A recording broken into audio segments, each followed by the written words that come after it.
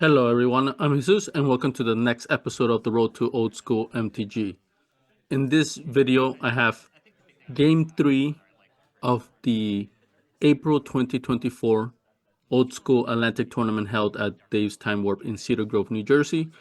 We have a monthly Old School tournament there, and the formats can change. And for April 2024, this was just a regular Atlantic tournament. There were 12 players in this particular one, so it was a smaller crowd. So it was only 3 rounds total. So I won the first 2 games. So now I am with the other player who was also 2-0. So this is basically the championship game for the to decide the winner. So first, let's me discuss the deck that I used. So this is a counter burn type of deck. A lot of burn, lightning bolts, chain lightning, side blast, cheap effective creatures, Savannah Lines, Atogs, and then a couple of bigger ones, Sarah Angel, Suchi, and then just the other power stuff, Balance, Moxes, Time to Store, Wheel of Fortune, Ancestral, and so on, right? The usual stuff. And there's also a bit of counter spell as well, Mana Drain and 2 counter spells. This is a deck that I use by another player, Parker. He actually won a previous Time War tournament, and he got very far in, I believe, the Winter 2023 Derby. So this is a very solid deck. I've been trying to move away from my Bantamgeddon or Urnamgeddon deck that I've been accustomed to playing, simply because I feel, I just want to try something else. So for this deck, though, the reason why I don't try out too many new decks is because old school, if you don't have the right cards, it's just you're gonna be building either a very suboptimal deck, or you may not even be able to play certain decks at all, right? So, but Time Warp, we are proxy friendly, so there are a lot of proxies in this particular deck pick, which I'll highlight right now. First of all, red is a color that I did not invest in much. That's the card that I have invested the least for old school cards. So any red producing dual lands I do not own. So I don't own the Plateaus or the Volcanic Islands. So those are all proxies. The Wheel of Fortune, that's a proxy, but I've eventually now have gotten a CE wheel, so now I do have a real one. Black Lotus in front of the Sapphire, that's a proxy. The Time Twister behind the Mana Drain, that's a proxy. Let's see. And then on the sideboard, I had the 2 City in the Bottles of proxies. One of the Falling Stars is a proxy, and then the Shatter Storms. One on the one behind is a proxy. Now I have 4. But a lot of these cards are, of course, very expensive. It would take me, I would say, at least $5,000 to be able to actually have the cards that are in this deck picture, right? So that's why the proxy friendly nature of our tournaments, I think, is a net positive. First of all, it doesn't take away from the standard no proxy rules of other tournaments, because basically all other tournaments are not allowing of proxies. So you're still gonna get that no matter what, right? So by us offering proxies once a month, basically, I think that doesn't take away from all the other tournaments that are still, playing the traditional no proxy rules. Number 2, this helps out, I think, with just testing out decks before you commit to buying. Because imagine this, like, let's say we're not allowed to use proxies at all for no matter what, even casual games. But I want to make this deck, right? So, somebody else did really well with this deck, looks fun, I want to make it. So I make it, cost me $5,000 or more. And then after the fact, I'm like, you know what? It's a fun deck, but it's not for me. Well, I just spent $5,000 to find that out, right? So That's why I think proxies are perfectly fine in moderation. Definitely, I would say, you know, on a case by case basis, right? Maybe allowing proxies for all tournaments, I think that would be a mistake. But I think some tournaments, I think that's perfectly fine. I think it adds to the old school community, makes it less closed off. So we are glad that Time Warp has this policy. For the sideboard, that's where I did play a lot of my own things. The 60 card main deck is basically that's what the actual deck is. But I changed the sideboard to match the meta of Time Warp, at least according to what I thought I would be presented with. All right, so other than that, we can start game 1. I am on the left, opponent's on the right. So this is game 3. So pause if you want to see some of our hands. We're going to be displaying our hands here. So take a pause if you want to look a bit more into that. I believe no mulligans on either side here.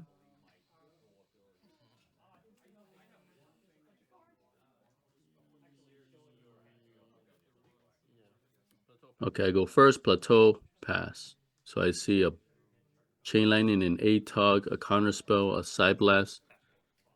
Okay, my opponent played a swamp but took it back, then played a factory and then a Mox Jet. So he did that so that way the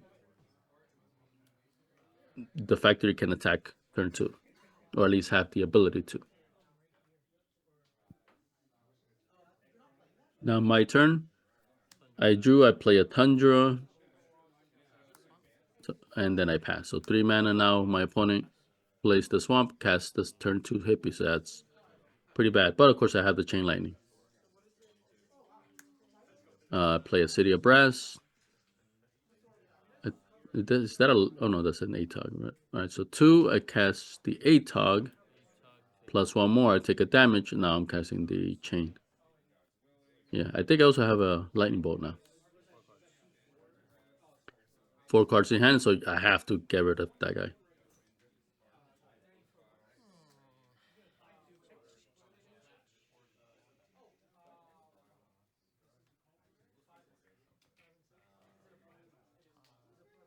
So my life total is the one, the 19. So on the bottom of the phone. Opponent plays a City of Brass, taps 3, another hippie. Yep. So I still have a, so I use the chain, so I have a lightning bolt. So I do want to get a second blue so that way I can counterspell. There we go. Mox Sapphire. I see a Time Walk.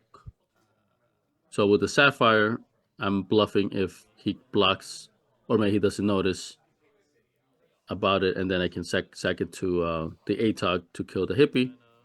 But my opponent didn't take the bait, so that I just have to just lightning bolt it, and then Time Walk. I play a factory, so now I can attack, or I can block his own factory. So I attack again for 18. So he's at 18, I mean. So just did 2 points of damage, not much. Opponent's turn. Plays a swamp, so this seems like either, well, is most likely not a mono black deck because he's playing City of Brasses. If it wasn't for that, it seems like it would be a mono black deck. Okay, interesting. He took a City of Brass damage to cast, but he still had the factory. I mean, he can't animate and block because he has to tap the factory to animate it. Okay, well, I can't spell anyway. So, just that's just 1 point of damage he doesn't seem like to have been needing to take. Unless there's something that I'm missing here. I animate attack for 3. So we'll see if that single point of damage makes a difference. Okay, plays a second factor, so that's going to be tricky. 4 mana. Another this. Okay, so now it makes sense to keep the factories open because he can block.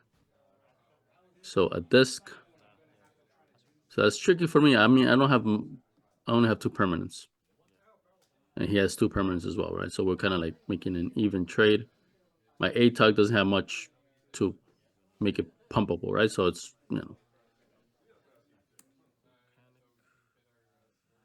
okay. So I can, if I have lightning bolt, I can activate, attack, wait for my opponent to activate, and then destroy it. We'll see.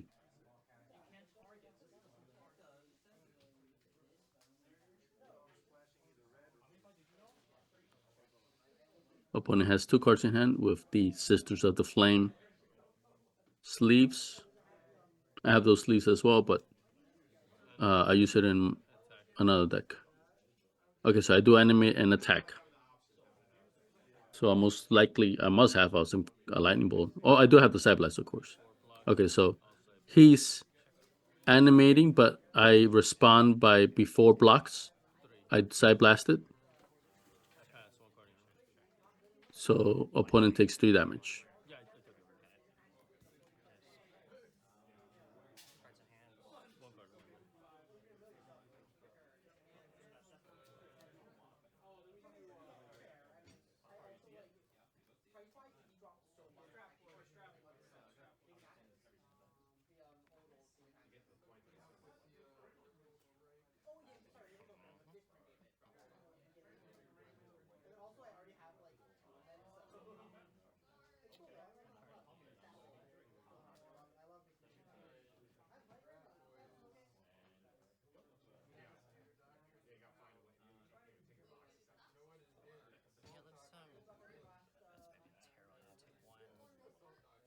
Five mana. Huh. Okay, he fireballs it for a lot, I guess, just to make sure I don't pump it to save it. All right, he takes another damage from the City of Brass. So, oh no, my mistake. He had to tap the city for the red, and then he did it for 4. So yeah, I get yeah. So he had to do it for that amount. So, but he's tapped out now. I animate an attack. Takes 2. I pass. All right. So right now I'm kind of winning just from the factory, and I don't have anything else. Opponent cannot attack because I'll beat him to the race. So he's forced to cast something. Ooh, him. I think I had a managing. Yep. So I'm managing just because, or else I'm just gonna lose both cards. I don't know what's that single card in my hand now.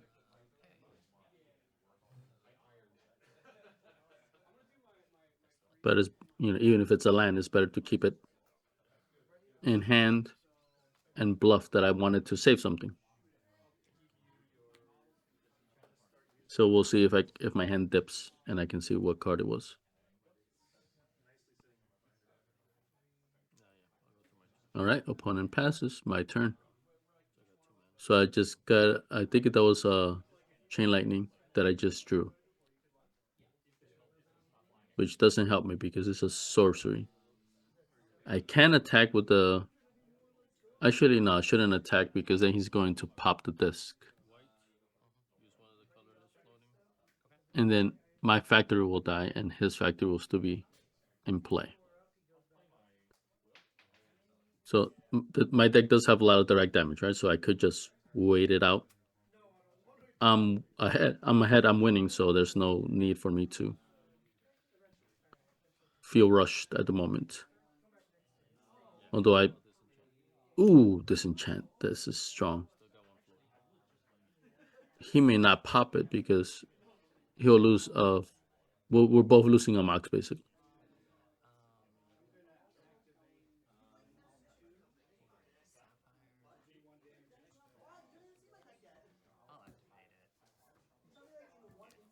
Okay, so yeah, he still pops it, so we both lose our moxes. But now we're both left with factory. And nice thing is that he has to tap the City of Brass. So I'm asking what's in his graveyard.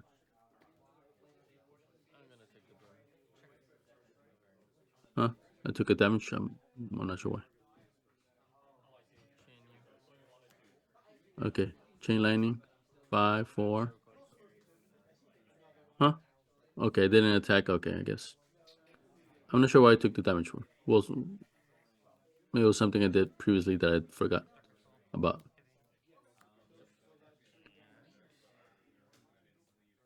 Okay, taps 1 for a hippie. I'm not sure what's. Okay. Did I take a damage for the mana drain? Is that what it was? But I had a. Oh, I don't think I wanted to. Maybe I didn't want to turn on the factory, just in case. Yeah, I think that's what it was. So I prefer to just take the damage, but then I side blasted him. So now I hit him exactly for 4. So if he had that 1 life, he would have been at 1. So he could have been still alive if my calculations are correct. Although he was, I think even if it was on 1 life, I think I had this game anyway. It's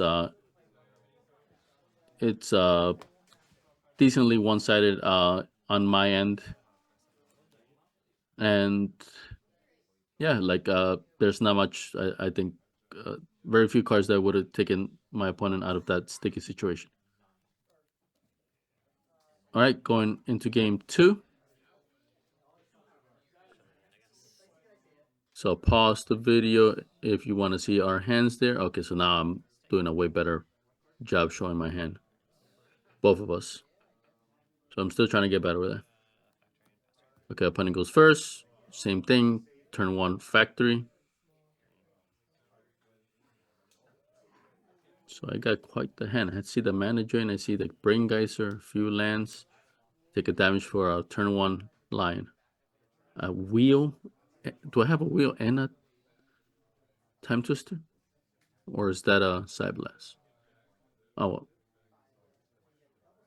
We shall see soon enough. Or if you pause the video, then you already know the answer to that question.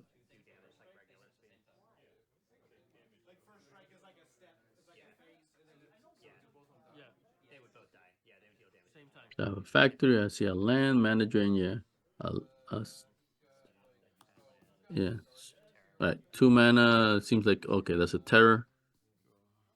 Cast that red black balance. I think.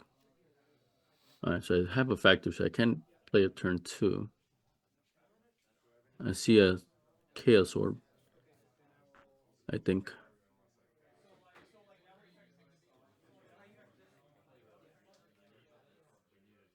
So whenever I see like a time twister or a wheel in my mind, I'm like, okay, how can I cast my hand, maximize casting stuff, so that way I can then cast that at the end of it. All right, so I mana drained it, or else I was gonna lose. I could have lost some of my key cards there. Plus, getting mana because I know I had that brain geyser. So 2 brain geysering myself for 3. I mean, he has colorless mana, so he cannot respond. 2, 3. Yeah, I think I played a land that, yeah, I think it was the factor. All right. Opponent plays another Badlands. Okay, yeah, he had that in his open hand, that creature. And then he attacks with his factors. I'm at 15, he's at 20. So right now he's up ahead, I think.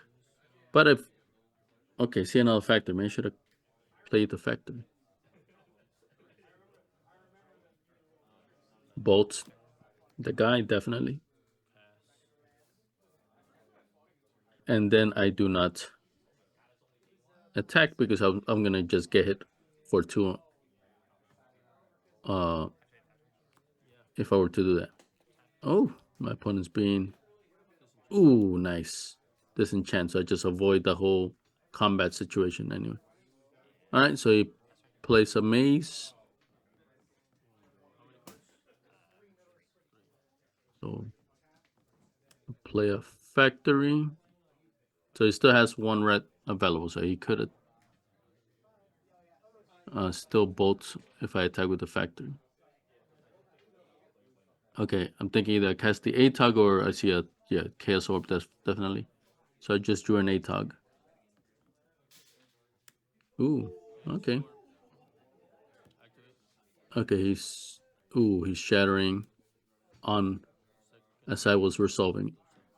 I take a damage 14 and I cast the ATOG. Okay.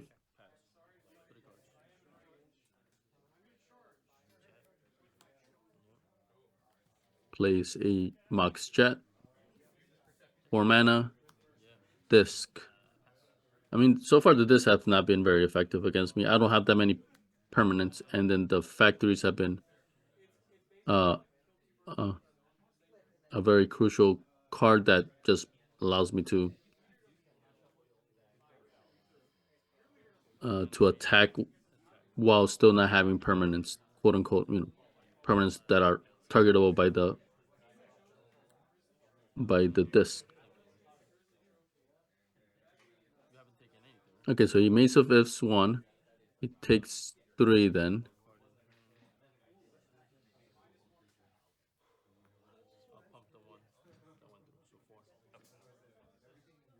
And then the one he untaps, I use it to pump up the other one. Because Mace of It has to be done before combat damage. I mean, well, if you want to avoid the damage. Ooh, he casts opponent's turn. He casts a Guardian Beast. So 2/4 creature with that crazy ability. So, his disc is active now. But once again, I only have one. I don't even have a Mox this time. If he activates it, he's going to lose way more than I am. He'll lose a Mox and a Guardian Beast. Because the Guardian Beast will return the disc. But the Guardian Beast is still going to die from it. If I'm not mistaken. So I see a Side Blast. And I still have the wheel. So I can definitely Side Blast. And then wheel.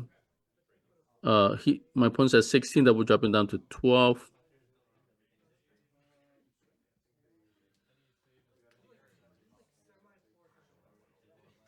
That's definitely, closer to range of lightning bolts, chain lightnings, fireball. But still, that's still pretty high. Ideally, I want to get him down a bit more using the factory. So I may just I can't even attack with just one factory because he's going to block with. Oh, he has the mace, right? So it's okay. Yeah, I just pass. Yeah, because my opponent has only one card. He's played out his whole hand, so I'm hesitant to play a wheel or something that's going to replenish his hands. Okay, it'll replenish my hand as well. But right now, I would say I'm up ahead slightly, but I'm up ahead, and I have the options. I have those cards that can replenish my hand. So all I have to do is just see if I can get something that will hurt him a bit more before I decide to wheel or time twist. All right, so I play another, I guess, a land. The cards are cleared out, unfortunately, on the far end, but must be lands. So 3, 5, 6. I have like 9 lands, and I just drew another 10. So I'm just waiting and waiting. And then that just makes it so that my opponent is more likely to get back into the game.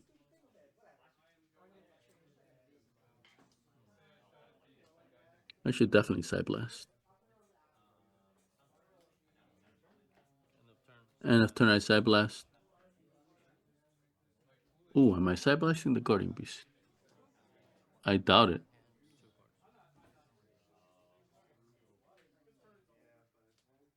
I may be doing, yeah. Okay, yeah. Going to the dome.